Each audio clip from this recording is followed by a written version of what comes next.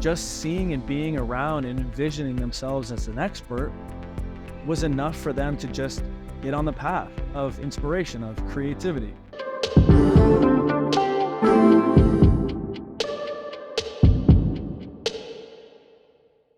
What's going on, guys? My name is Jake Smith, and this is Beyond the Physical. In this channel, we break down ideas that come from the esoteric, the philosophical, the scientific. We break them down so that we can understand them and then try to apply them in our lives so that we can have a room for growth. Today, we're going to be talking about creativity. Creativity is a phenomenal way for us to be able to problem solve or experiment with creating art or anything like that.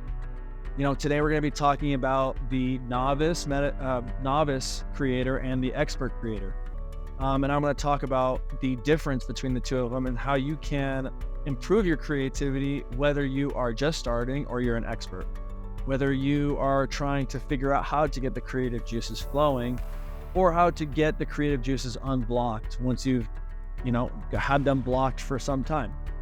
So there was this awesome Drexel University study that was conducted that wanted to see the creative process in real life, in real time, through a brain scan. The goal was to get these jazz guitar players of different experience levels and see what it looked like within the brain scan for each of them while they were creating. And then also see what affects the creative process while they were doing the creation. So what they found was that those guitar players that were already experts in the field of creating with their jazz guitar, very much regulated in their brains from the right side. So there were right-brained activity going on while this expert creation was happening. For the novice creators, the people who were just starting, who were new to jazz guitar, were predominantly left-brained. And this sparked, I think, more interest within this study to see what kind of things could interact between this novice left brain and this expert right brain. And what they found was that the novice people who were new to jazz guitar but were still trying to create, they found that there was a lot of left brain activity, but not only that they were influenced and there was a lot more activity when they were imagining. So you can think of this for yourself. If you're new, it's good to start to imagine what something would sound like, what something would feel like, what something would look like. Try to use your imagination and inspiration while you're doing so. And one of the ways that they found that worked was that they took the experts and influenced them to they introduced them to the novice creators, and the novice people were able to see what an expert looked like and therefore envision themselves being an expert and therefore influencing their creative flow even further. Now, the experts, the way that they found that they had a better creative flow was when they went back to do that, and they went back to ask and to try to help these novice, guitar players. They found that when they were able to rehearse these fundamental elements of who they are, where they came from, etc., they were able to reinvigorate this creative flow. So basically this team effort between you going from an expert to an intro, or an intro to an expert, both of those are very helpful in understanding where you draw your inspiration from. Because if I'm an expert and I want to look back at my novice self and re-understand where my basics and my fundamentals come from, then that can be a good tool for me to remove these roadblocks, these creative flow blocks that happen when you're an expert. So if I'm an expert, I would want to go back to understand, where I came from, what were those things that worked for me. Maybe I should revisit some of these fundamentals. And then for the novice people, just seeing and being around and envisioning themselves as an expert was enough for them to just get on the path of inspiration, of creativity. We see this as like anyone who's starting down the road of creativity or problem solving. It's good to sort of embody yourself into someone who you are inspired from, who you draw inspiration from. We see that from musicians all the time. One of the first questions they ask someone who's new in the music world is who did you draw your most inspiration from? And then you hear a handful of artists that came before them, right? So having this interaction between the people who have already developed and the people who are developing, there's a lot to be said there between the interaction between the two of them. So between these two things, between the expert and the novice, right? There's a lot to be said there with growth, right?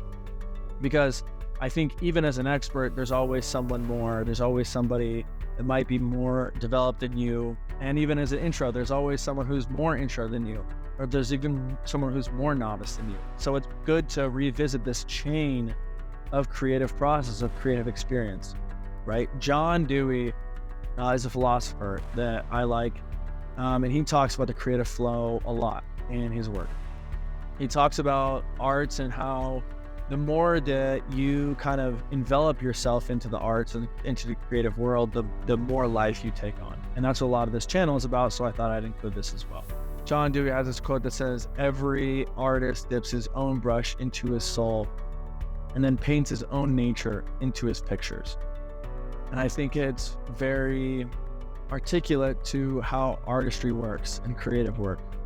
It's like I have to really go within myself to take out what it is and then put it on something for the world, basically. And for these jazz guitar players, it's very much that, right? The experts had to go back to pull something out from their past, from their fundamentals, to reintroduce creativity.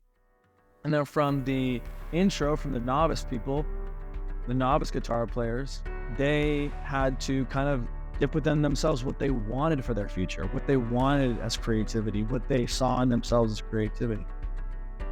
And that was, from inspiration from the experts, right?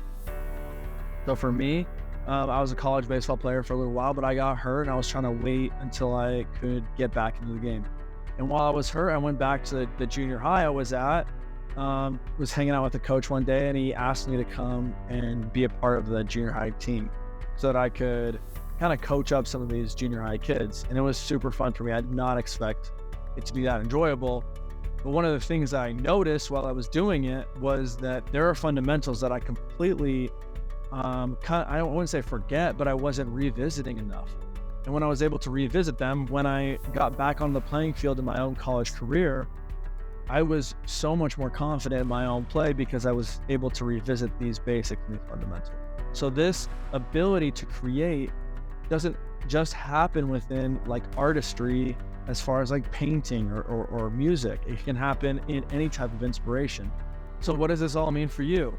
Well, if you're looking to create in any way in your life, create a new life for yourself, to create inspiration, to maybe be an artist, maybe be a musician, the ways that you can do it are to try to look forward, to try to imagine yourself as the creator you want to be. And that can be drawing inspiration from those inspirational musicians that you have, or it can be going backwards and imagining, I guess. I don't know if that's a word, but going backwards and trying to see where you came from and see the fundamentals so that you can reinvigorate this creative flow that you once had.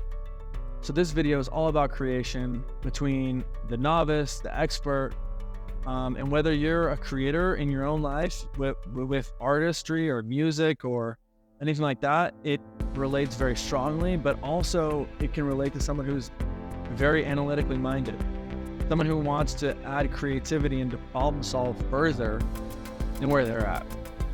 And so with that, I feel very lucky to be here. I'm glad that I'm making this video. My name is Jake Smith, and this has been Beyond the Physical. Oh, and I always forget this, so like and subscribe because I always have more videos coming out.